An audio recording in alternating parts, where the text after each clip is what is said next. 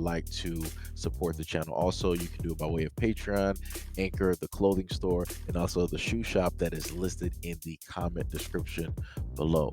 And again, thank you to any and all of you guys who have been here to support this channel during the 2+ year period. I wouldn't be able to do what I do every single day without you.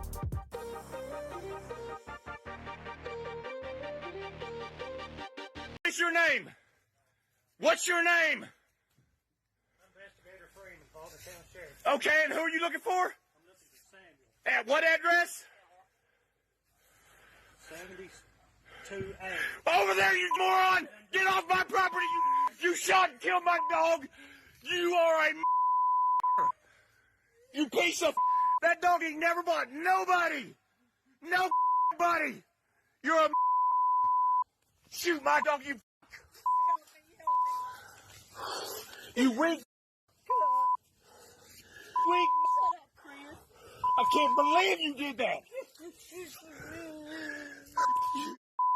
Get off my property now!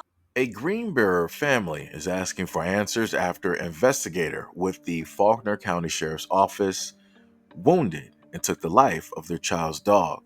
The department spokesperson states that an investigator, James Freeman, went to Autumn Hills Road for an offender compliance check but went to the wrong home.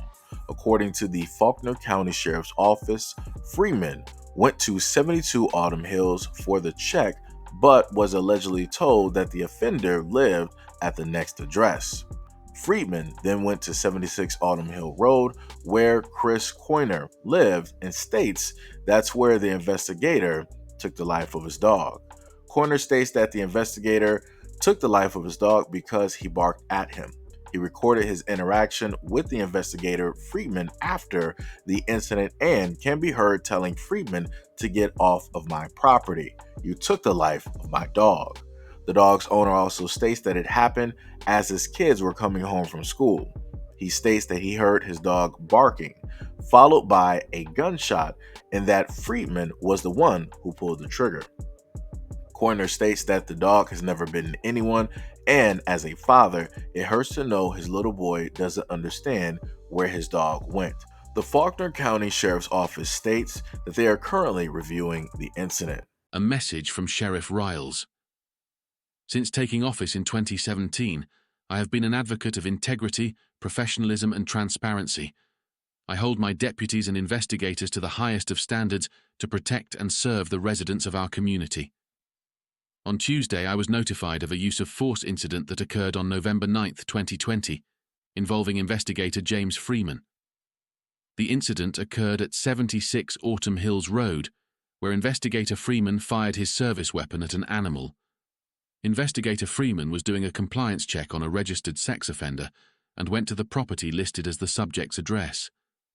There are several mobile homes at the 76 Autumn Hills Road address that are not distinguishable by letter or number. Upon arrival, a juvenile female informed investigator Freeman that the sex offender lived next door to her.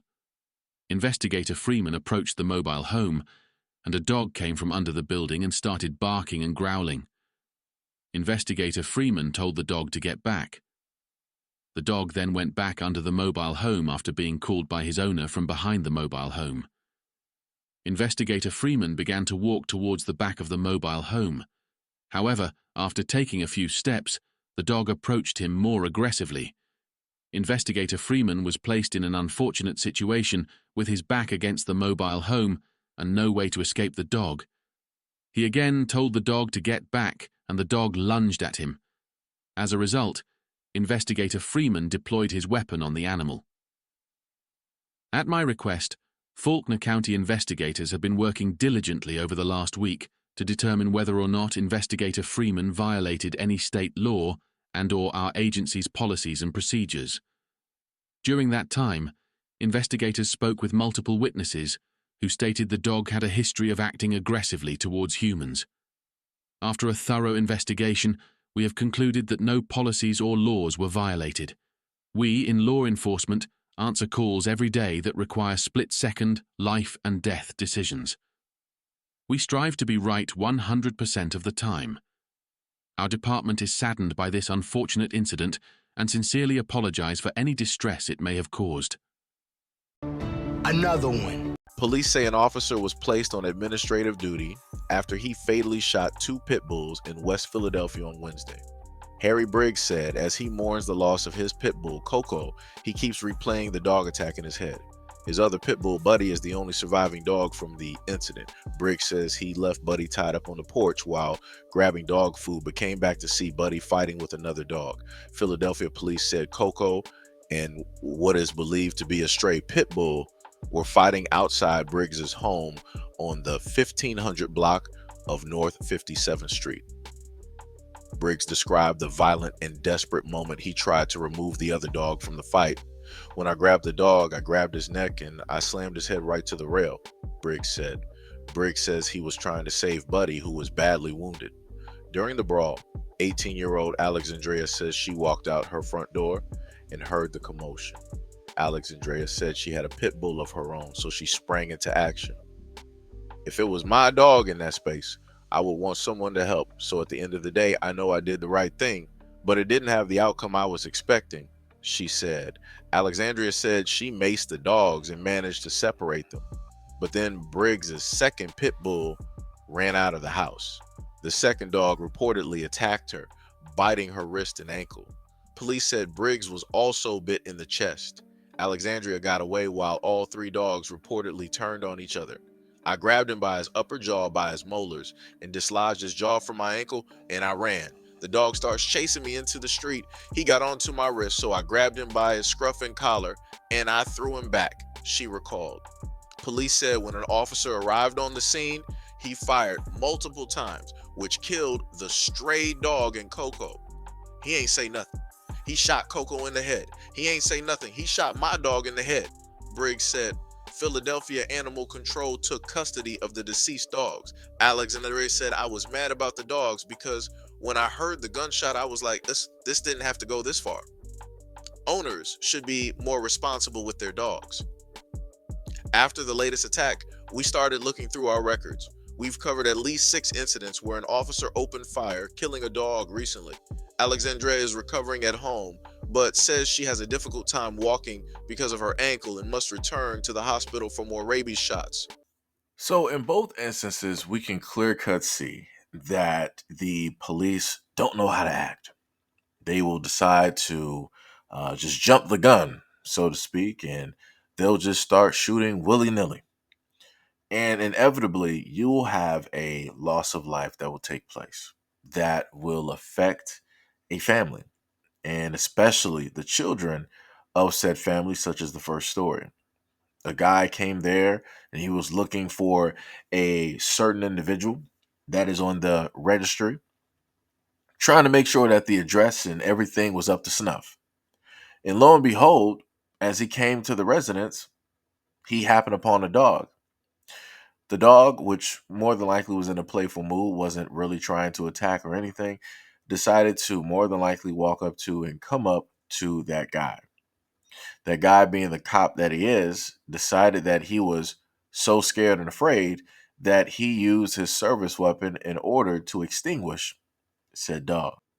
And then the police did their own internal investigation, and they stated that, hey, well, we, looked into everything, and no protocols were broken. So not only did you happen upon the wrong residence, not only did you have the wrong information, you went onto somebody else's property, took the life of one of their family members, aka their dog, and didn't even apologize. You couldn't even admit that you were wrong. You just decided to go right back into your car and drive over to the next area as if it was just normal to do this. That's crazy. So then we go into the next story, dealing with a black man. He had his 2 dogs, right? And the dogs, he had 2 dogs, and one of them were fighting with another dog somewhere out there. And he tried to get control of the situation. And the cop rolled through and just decided to take the life of the dog. And I'm like, how does that, so we're not using no type of mace, we're not using a stun gun or anything that they would normally deploy in order to subdue a target. We're going directly to the last resort. And I'm like, that's a little bit weird and that's a little bit crazy. Why would you decide to go to the last resort.